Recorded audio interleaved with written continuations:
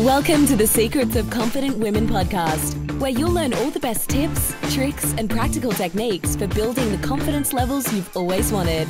With inspiring interviews, real-life examples, and game-changing insights, this podcast is for women who know that mastering the skill of confidence is one of the most important things they'll ever do. Hello, everyone, and welcome back to the podcast. Now, if you are a woman who is overworked, overstressed, and overwhelmed, then today's episode is for you because we are going to talk about why you shouldn't have to choose between success and happiness and how you can have it all without sacrificing yourself. Today, my guest is Becca Powers, who is the author of the new book, Harness Your Inner CEO.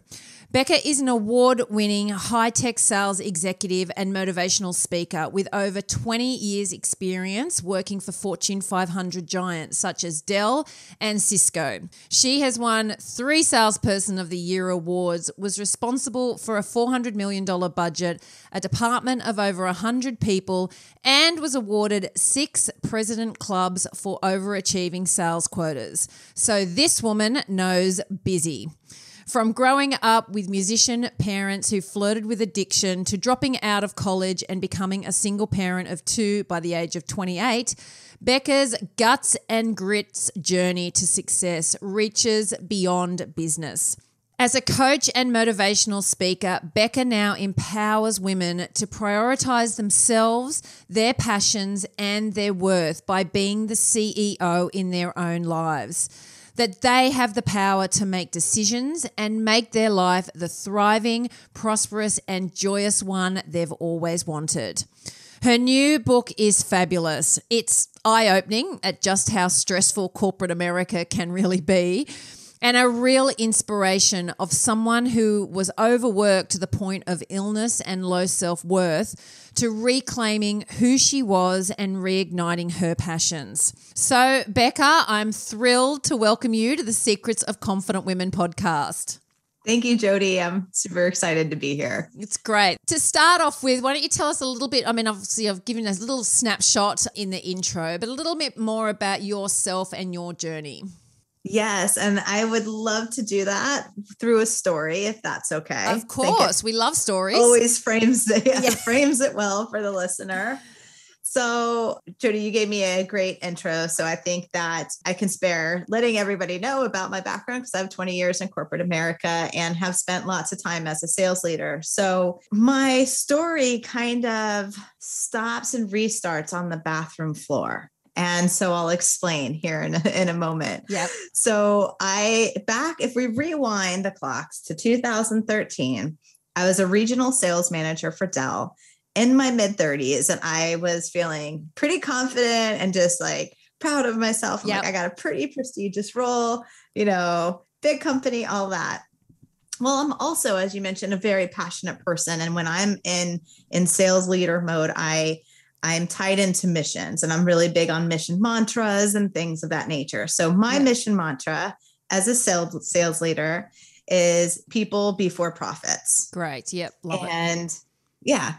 And so that's how I led, come through. This new company comes and recruits me, and they have a motto that's called putting people first. And I am like, wow, that is so cool. Yeah. That aligns up. Mantra. Yeah. Yeah. Stars align. Yeah. I'm going. That's just like what I was thinking. And I did go. Yeah. The How Harness Your Inner CEO came to life, starts in 2013 and then restarts in 2016. So as I go to take this job, I have to call my VP of sales, who I'm terrified to resign to, because I'm like, I'm leaving him with a team of people, like we're in the middle of taking on new products, just transitions. I'm like, oh my God, they're going to mark me not rehirable. Like this is going to be a mess. And instead I got the opposite reaction. Great. When I called to resign, he said to me, not only would I always have a home at Dell, but that he was proud of me for following what I felt was my calling or my mission mantra. Yeah. And he's like, wow. He's like, you are the CEO of your life. Yeah. And I'm just so proud of you. Wow. And Jodie, I don't know if you've ever had those moments where you can like recall when someone said something, like it was so powerful that you can recall the moment. I can remember where I was, what the air felt like. Yeah. Like I can have full memory recall. It makes such an impact, sort of resonates with something deeper down than just the normal relationship you have with that person. They take it to a different level. Right. And that's right. It took me somewhere deeper down. And so that always stayed with me. But as with a lot of things in life, you don't always take them when you first learn them. Right. I was like, oh, yes, that's cool. But I'm just going to table that for later. So what ended up happening is I took on this role, and I can say from probably like, I was really excited. I got along with the leadership. I was in with their vision, but there was certain elements early on that if I was being honest with myself, then I knew it wasn't a fit. Right. Yeah. Right. And so this is where I go into this sacrifice thing, and really where I encourage women to have success and happiness without the sacrifice, because I had a high sacrifice mindset, and I did so for a reason. I have a blended family. I was raising 2 kids and 2 stepkids. I was the primary breadwinner. There was lots of things that went into my self-sacrifice mindset. But after 3 years of knowing that I was in the wrong role, overextending myself, working too long a days, overcommitting, overextended, all of the things, I ended up with 2 anxiety disorders, autoimmune disease. My hair was falling out in clumps. And it took hitting the bathroom floor for me to like get it. Yeah. So I came home from work one day, and I don't know if you've ever had a bathroom floor moment, but most women, a few. Yeah. I was going to say most women like. Why is it always on the bathroom? I understand what you're talking about. We're so sick of being in the kitchen. We're like, it's probably the place that everyone will actually just leave you alone if you've got the door closed. Yeah, exactly. I'm just going to the bathroom for a moment. Yeah. No big deal. So it was like that. I had a rough day at work. I came home, and it was just, I could not find it within myself to power through for one more day. That's kind of how I say it. As women, we are resilient, and it's one of our best qualities, but we sometimes power through situations we shouldn't. Yeah. And I go to wash my face and wash my makeup off and everything. And then I just start crying because I felt so like just done. I couldn't do it anymore. Yeah. And I felt it's like the floodgates open, don't they? It's just, the floodgates opened. Mm-hmm. And I did that like call out, like, God, universe, whatever, like, please, like, I can't do this anymore. I need another way. And I say that's when like my miracle happened. And it didn't come as we normally think, like in some outward, like got a new job, which eventually that happened, but it came in the form of a thought. And that thought was, I'm crying on the bathroom floor. So Jodie, if you could imagine this, like, the tears, the brokenness, I'm on the bathroom floor. I'm like, oh, you're holding me right now. And then that thought comes through my mind. I'm the CEO of my own life. Right. And then I think, well, if I'm the CEO of my life, why am I crying on the bathroom floor? Yeah. I've got a lot more power in this situation than I think I have. Yeah. And it's the center thought that I rose from the floor from. Yeah. To take back control. It was like the power was back in your hands rather than we just give it out to everybody. Exactly. Yeah. Awesome. Well, we're going to get into more of your story. We've got lots of amazing questions. As I said, your book was I was just enthralled by the stress that you went through and the journey of corporate America. And it was like, I haven't been in corporate America, but I've been had passed in corporates. And I think so many women will be able to connect with the level of sacrifice, the level of stress we get to, the things that are going on sometimes that we accept inside of how people treat us or what we, all those sorts of things rang through in all the stories in your book. And I think there's so many areas that people can identify with and really see, yes, like I've put myself in those situations before, or I'm in that situation. And yes. Mm-hmm. The main story for me was coming up. I had a friend, I was in a really stressful situation and I had a friend and he said to me, can you hear that? We were talking about something and he just stopped and said, can you hear that? And I said, no. What? And he said, can't you hear that? And I'm like, no, like we're sitting in a cafe. I'm thinking, what's going on? And he absolutely eyeballed me and said, the alarm bells are ringing, Jodie, and you are not listening. And that was that turning point for me going, even in my conversation with him, the alarm bells are going off and I wasn't present to it, and it takes that someone else to sort of to wake up to go, this is too far. You've gone too far. Even though you're coping at the moment, it's not going to last long. And that's what happens. You start having illness and your hair starts and you're thinking, oh, what's happening to me? It's back to the stress that you've allowed to go too far.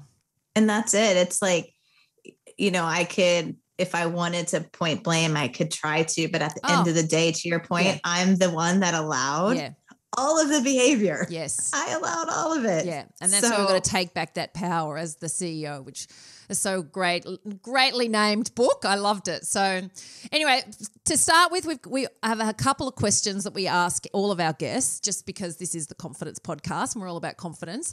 So what does confidence or being a confident woman mean to you? What it means to me is to be able to, for me, it's to be able to authentically express myself without feeling small. Yeah, absolutely. Right?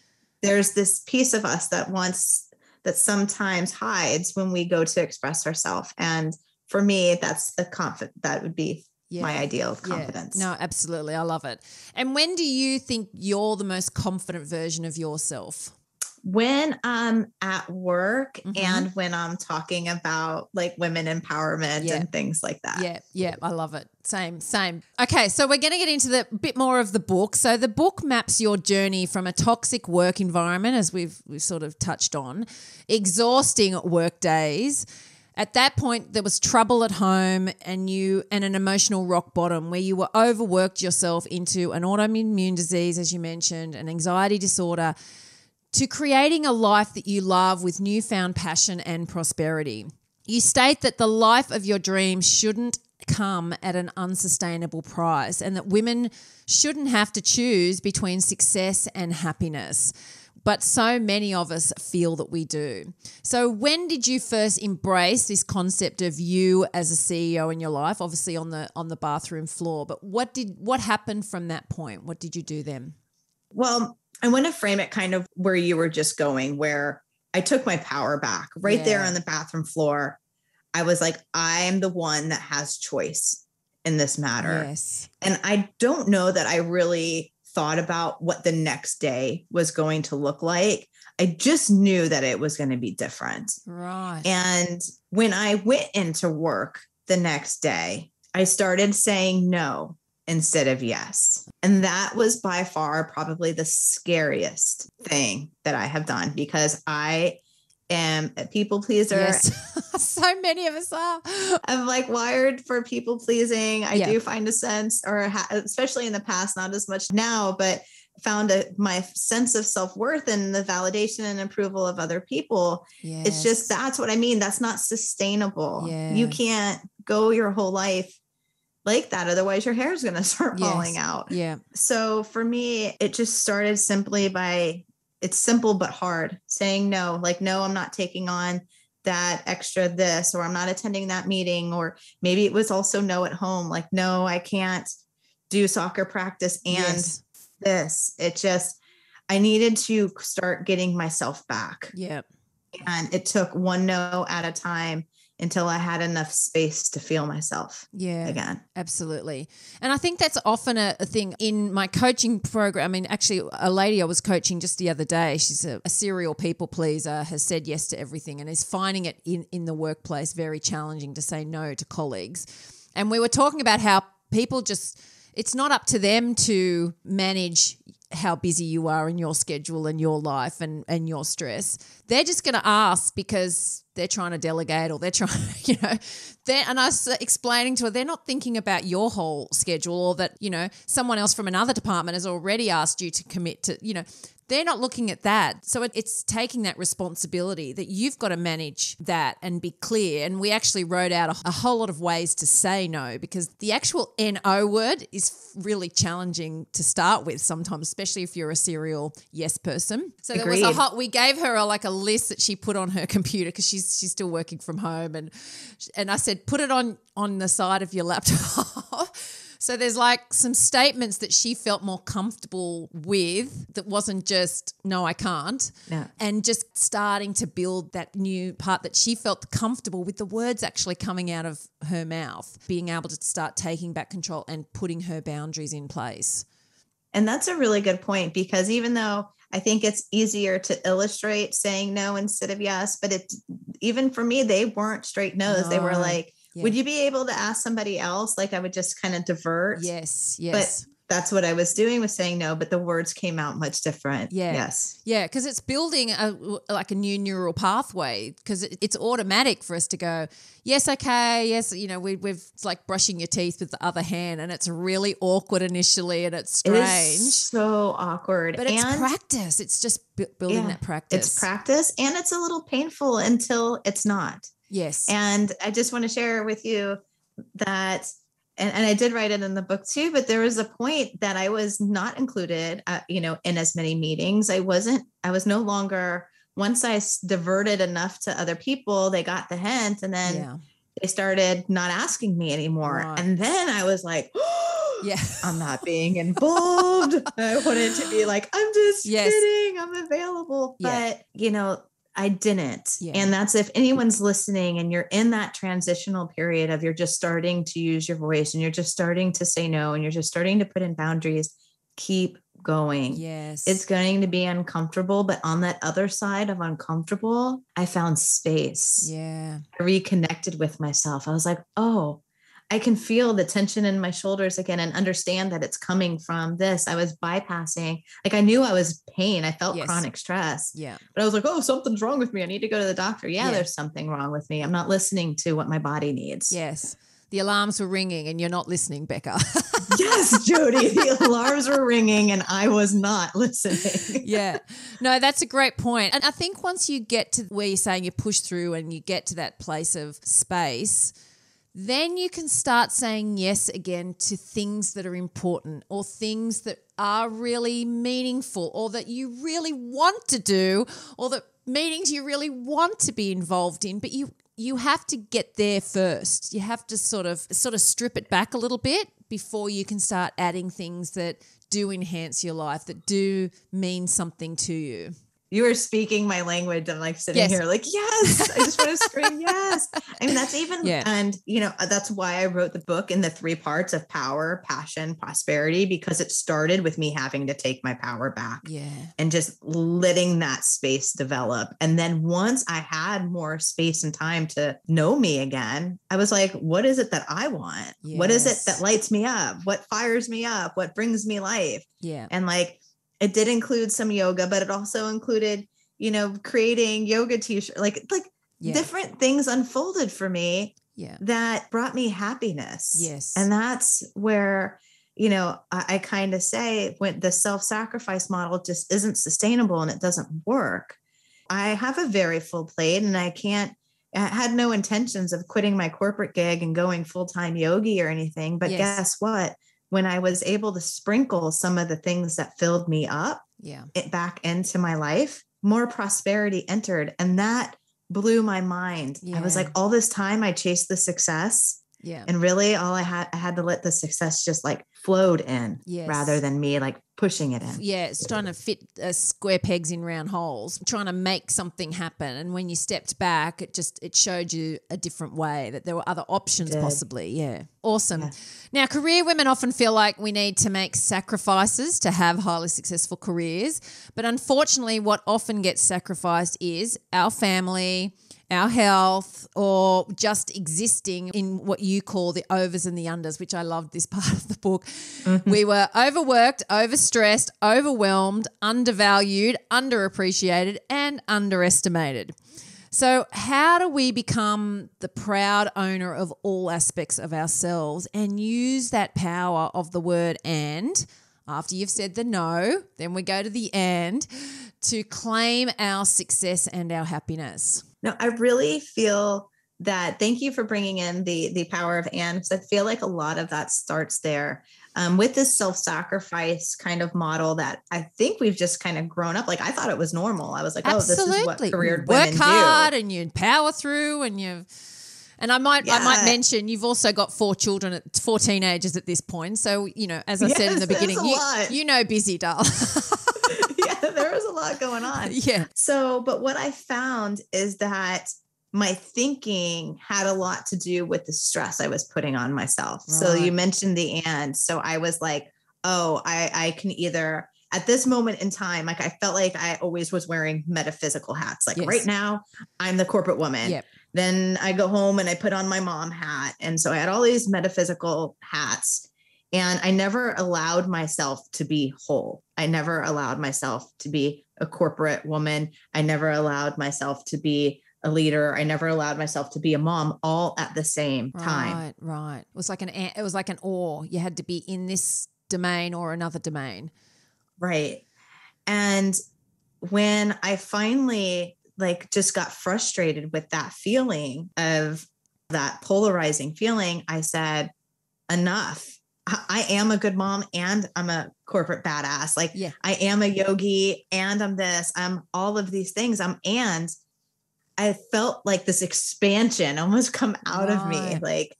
Like, wow, I'm all these things. And then a confidence comes. So I love that this is the confidence podcast because we can talk about that. So once you go into your confidence increases because you don't have to hide yourself. Yes. Right. And then, so for me, how I pulled myself out of the unders and the overs was expressing all of who I am and not being ashamed for it. If I needed to leave at 4 or 5 because I had to attend a play or something, a school function, I was proud to leave. I'm like, my baby girl is playing today. Or there might have been some older versions of me that would still leave, but it would be like, I'll make up this time tomorrow. Yes. That's what I mean by self-sacrifice. There's always I'll do this and then there'll be some makeup for it. No. Yeah. I'm a mom. Yeah. I do great at my job and I'm also going to see my daughters play. Yes. So yeah. Because it's like the guilt rises, doesn't it? And it does. Especially on mums, I believe, just whether it's Mother Nature's innate way of making us keep our children safe or something. I don't know what it is, but we've all experienced it. And it's trying to just feel that feeling and then sort of rationalize through it and go, I know this feeling is just that mother instinct and trying to do it all and I've got to be at the play and I've got to do this and I've got to be at the thing and oh my God. And usually with the work thing, it's like, oh, I've put in 100 hours, in the last 3 months every week, but I'll try and make this up and do more hours for the 2 hours I'm going to have off to, It's crazy. But it's trying to say that guilt's sort of a natural feeling initially, but then you got to work through it and not just buy into it and just work your way through to go, you know what, I can be a mother and it's totally fine that I'm leaving an hour or 2 hours early and show the importance to my daughter who's going to be on stage tonight that I'm there and I can be that person. Yes. And you want to be there present. You to just further go into what, if you don't mind me double clicking into that a little bit, is like sometimes, and I spent a lot, I wrote in this in the book too, like I missed out on some of my motherhood because I would still be at those things, but I wouldn't be at those things emotionally connected because I was thinking, oh, at work, I got to do this. And doing emails on your phone. Yeah, exactly. Doing the email, all of it. Yeah. And it wasn't fair to my daughter. It wasn't fair to me. Yeah. And that's when I started realizing that not only about but I needed to start prioritizing myself. And I don't know if you want to go down that path here in a minute, but prioritizing myself. I mean, I was at the bottom of the list when I was on the bathroom floor. Yeah, absolutely. Still just trying to cope. Yeah. And it leads right straight in because my next question was about that. I loved the idea in the book about knowing about the difference between structure and rules, which we talked quickly before we joined. We're both structure women. I love structure. Love structure. I love clarity and structure, and here we go. And then I've never looked at it in that difference to what there's structure and then there's rules. And I think you said in the book you're a bit of a rule breaker by nature, but knowing the difference there to activate our self-worth and understanding the order in which we prioritize ourselves in relation to these other areas of our lives. So how do we do that? How do we sort of see that? Or, I mean, when you're on the bathroom floor, the order's pretty clear, but sometimes when we're still coping, when we're in that middle bit of it's not working, but I'm just going to keep working harder to see if it will work better, which probably never happens. How do we find this? How do we work out this order in the structure? So I love that you're bringing up structure and rules, because I think rules are something that should always be looked at and objectified. Yeah. Does it still fit? I mean, we have so many rules that have been around for centuries, or we have a company that was established 30 years ago, and you know, the times were a lot different. So I look at rules as something like, are they trying, I don't like control. Yeah. Like, are they trying to control me? Are they trying to put me in a box? I don't want to be in a box. Yeah. But I like structure. Yeah. And so I kind of like to challenge both and ask myself, like, is this structure, like, I believe building a house on a strong foundation is very important.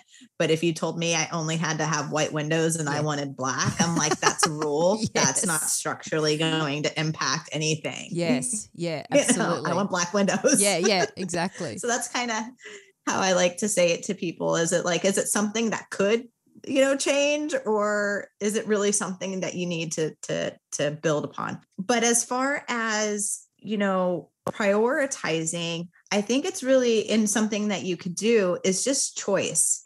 And I say that because choice is so powerful, and it goes back to that personal power. We have so much more choice in what goes on than we even believe is possible. And I say that because what I learned, and then I had some reinforcement. I do coaching and stuff too. And whether I've been coached or I'm coaching, I realized that choice is so powerful. Yeah. Choice either serves us or it sabotages us. And we don't often pause enough to ask ourselves, is this choice I'm making serving me, or is it harming me or making me small? Or, is there some aspect where it's weakening who I am as a person? Yeah. And I think that's oftentimes how we could stop ourselves before we get to the bathroom floor. Yeah. Is to start asking us, is what we're doing serving us? Yeah. And seeing that when we are at the bottom of the list, that's actually, it's probably not helping anyone, really. It's not the best way. I mean, there's so many times, they've said mothers have to look after themselves first, but we get caught in that trap of keep working, make it to the recital, make it to the thing. Oh, my boss wants this. And now they're asking me to attend another meeting, and it's on and it's on and it's on and it's on. That you just don't stop to go, I'm actually not being effective at much at all here. And the kids do feel it, and the job sometimes does feel it. It's like you can't keep going because you generally are going to fall into a heap anyway at some point, or need time off because you're ill, or it's going to head that way. So it's trying to, as you say, catch that before it ends in disaster, and realize that really putting yourself at the higher up the priority list is what actually helps everything. That was the flip the script moment for me. Yeah. Is when I had some time practicing, starting to put in boundaries, bringing in the power of and I had a little bit of weight, I had a little bit of time to know, like, okay, I'm going in the right direction. And this prioritizing myself is really good. I started to analyze that. And that's when I created the ladder of self-worth for my own framework. Yes. And then I realized that it really helped other people too. Yeah. Is that when I was on the bathroom floor, I say there's 5 rungs to the ladder of self-worth for a thriving life. So that would be yourself first, the universe second, the intimate relationships. Yeah. Some people don't have kids. So like for me, it was my husband and my kids, and parents and stuff. But I like to say intimate relationships because everyone has different lives. And then 4th, other people. And then 5th would be your beliefs. Like I chased a belief, which was really noble, putting people before profits. That's what I was running after. Right. Yes. But it ended up harming me because I put a belief as a priority above myself. Right. So beliefs, money, career, all of that should be 5th, which sounds as really, some people are going to be like, that's just not true. But I can tell you from experience, and then Jodie, I'd love to hear your thoughts on this too. But when I was able to give myself permission to put myself first, the most incredible things happen. Yeah. I was able to have the confidence to say what I needed and to stand by it. And the more that I did that, the more, like, I remember walking into the home one day, finally like getting this formula a little bit more correct. And my husband just approached me with a hug. The kids came up to me and were like, Mom, let me tell you about your day. And I was present for it. Yeah. And then I saw my relationship start deepening again. Yeah. And then I felt more joy. And when I felt more joy, I did better at work. And when I did better at work, another opportunity came and I was able to say yes to that. Like, that's what I'm saying. Like, it almost seems counterintuitive. Yes. So I'd like to hear like your experience with that too. Yeah, well, I guess from a confidence point of view, I just know, and especially with the women I coach, and it's a lot of corporate women trying to take their careers to the next level or trying to work it all out. When they're missing that confidence, or when they're just working to survive and they don't feel good about themselves and they don't feel like they're actually achieving in anything.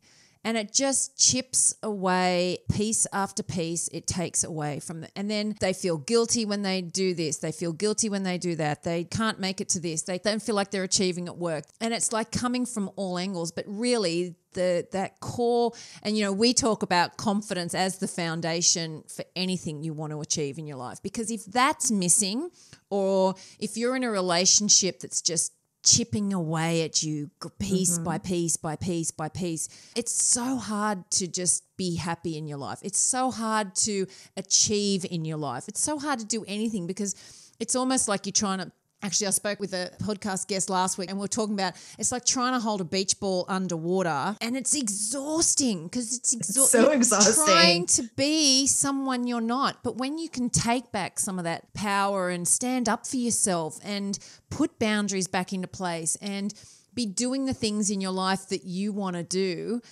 you can release the beach ball. You can just be yourself. And sure, not everyone's going to like you, but you know, that's okay. But when you have that freedom, you can go in and enjoy your work on your terms. You can be with your family on your terms. You can have those intimate relationships that, you know, make you feel good and expand your world on your terms. That's when I think the power comes back. But if you're missing that, it's like I say, it's the spiral down. You're going down the wormhole and there's no light at the end of this tunnel. Yeah, I love that you said the confidence is the foundation, because I really believe that too. Like I said, once I was able to create almost like a pattern, like I started believing, I stood up for myself a couple times. Yeah. I saw the outcomes of the deepening of the relationships. It did increase my confidence. And I was like, I got this. Yes. You know, I got this. And then your vibration kind of increases, your vantage point changes, and that's when I knew, like, even though I had considered maybe having that job work out, at a certain point, then I knew I was like, I'm just not in alignment. Yeah. And when the next opportunity came in, I was not in a place of my weakness. I was in the place of my strength. Yeah. And that's why I say, like, prosperity comes in once you're able to connect back with your confidence. I don't think I know self-worth and net worth are connected. Absolutely. Right? Yeah. And I love that you're saying, and it's a point I want to bring to the top, that it took some practice. It's a new way of doing things. Saying no, saying and, saying, you know, I'm not going to take on that project. I'm not going to come to that meeting. Starting to do this is going to feel strange and clunky, and you're going to feel guilty, and all these emotions are going to come up, but you got to keep going because it is practice. You're literally, I recently just hurt my wrist on my right hand. So I've started trying to brush and I love a neural pathway conversation, but I'm trying to brush my teeth with the other hand. It is so difficult. It is so, the amount of times I've nearly had the toothbrush up my nostril, it's like, oh my God. But I know that if I just keep going, the brain connections will start, it'll start to form, and I won't have a toothbrush up my nostril. But that's the same with anything like this. When you're changing and doing things differently, it's going to feel weird and clunky, and you're going to stuff it up initially, but you've got to practice. You've got to just have those words, like we were saying before, have those no words in a different phrase that makes you feel comfortable initially. And I actually said to this lady, I said, I practice with the salespeople that come, that knock on your door to sell you an electricity thing or what have you. I practiced saying no with them. I can really say no, and I don't want to buy their thing. But instead of that, I'm not today, and then they come back with another I say, no, thank you. And they'd look at you because they don't get that straight answer very often. And so I just really practiced with people at the door. No, thank you. And then they'd try to say, can I come? And I'd go, I've been really clear in my communication. My answer is no. And there's nowhere to go. But it took me so long to practice that with poor salespeople that came to my door, to then be okay with saying that in other areas of my life. It's no, thank you. Like, that's my choice. That's my answer. You don't have to justify it. You don't have to do, that's my answer. But you've got to practice. You've got to build up to that point. Yeah. And I love everything that you're saying. And even using, I like neuropathway conversations too, but just using the example of your wrist. Right. And if we were bringing this to one of the listeners' lives and they're like, oh, I don't know if I really want to change.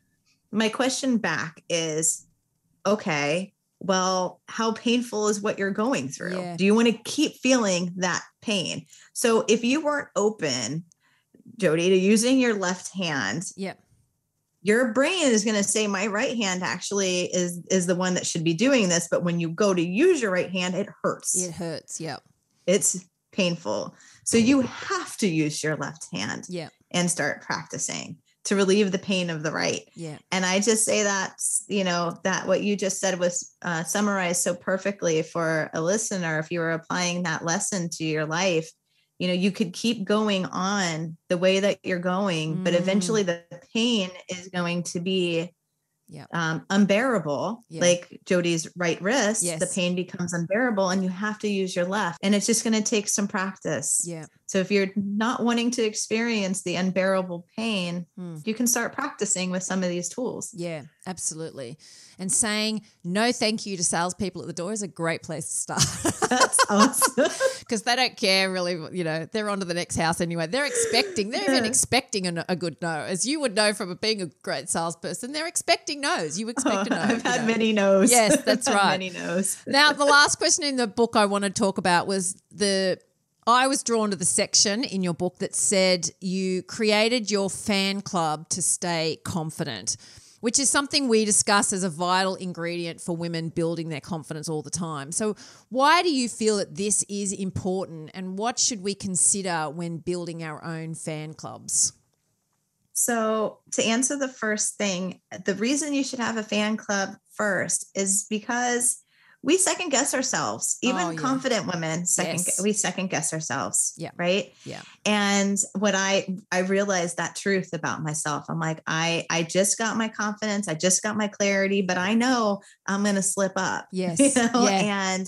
And it was knowing that about myself that I was prepared to build myself a fan club. I'm like, I want to bring in 3 women in my life who are friends, but and I would say when you're building yourself a fan club, and you should, if you're listening, if you want to stay confident in an area, find 2 or 3 people that understand your brightness. Yes. Right? They see you. They really see you and understand you, but maybe also understand what you're trying to do. So when I built my fan club, when I needed to keep my confidence up, I chose women who saw me for me, but also understood my corporate path. Yes. Right. Yeah.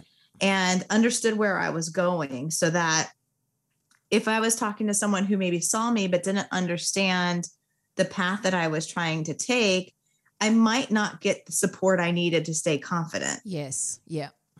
They might be second guessing me too, or second guessing my choices, or because they just don't understand. So when you're building a fan club, build the fan club in the direction that you're going.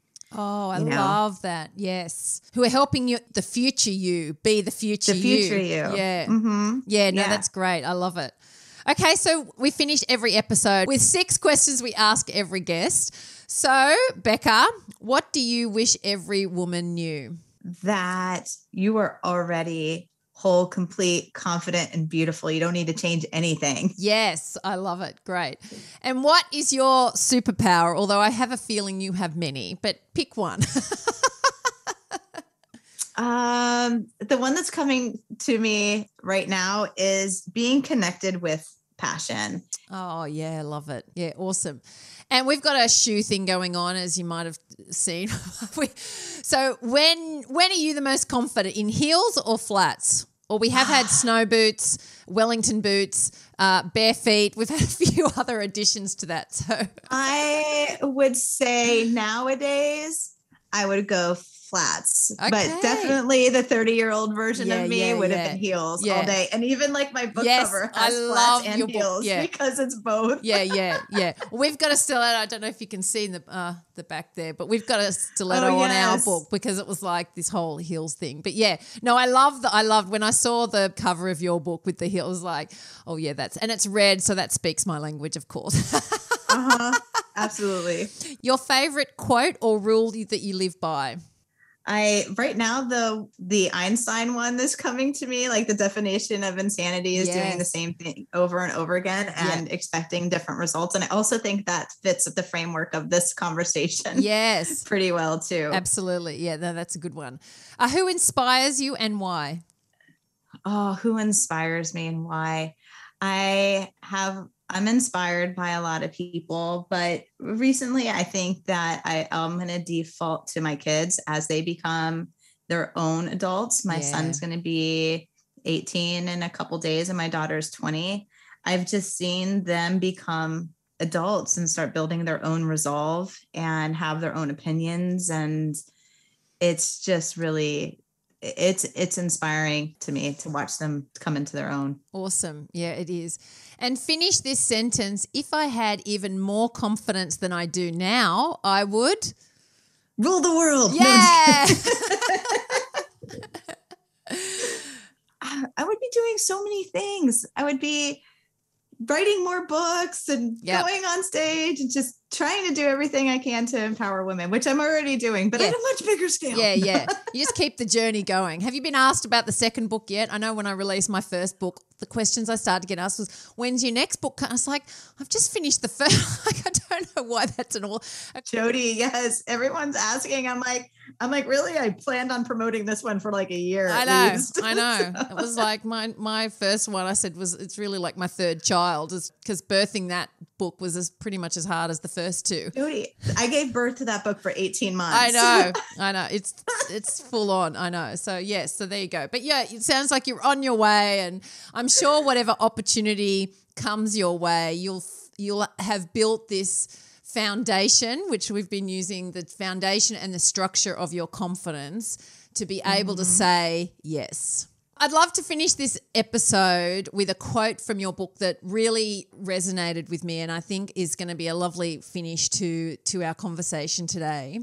So the quote, in the end of your book, it says, "As I took on the role of CEO of my own life, I found that self-acceptance helped me to keep it simple. I could work at Cisco and accept myself. I could write a book and accept myself. I could royally screw up and accept myself. My purpose is no longer tied to an ideal or another person. I've learned that is the recipe for disaster and takes me much further away from my life thriving. I now understand that I am constantly evolving and to cut myself a break if I need one." And I love that quote because I think your journey of self-acceptance through the book was, such a key theme. And it's really something we all need to keep remembering and bring to the forefront. So thank you for this beautiful book. Thank you for joining us today and sharing your wisdom and your stories. And I wish you every success with the book. And we can't wait for the next one, Becca. I'll get on that. Thank you so much, Jodie, for having me. It was a great conversation. And thank you to everyone for listening today. And remember, there are so many ways that we can help you become the confident woman you've always wanted to be. So please get in touch with us or visit risewomen.com. We want to ensure that confidence is every woman's new normal. And we do that by getting our programs and resources out to as many women as possible. So until next time, remember, with confidence, anything is possible. Bye for now.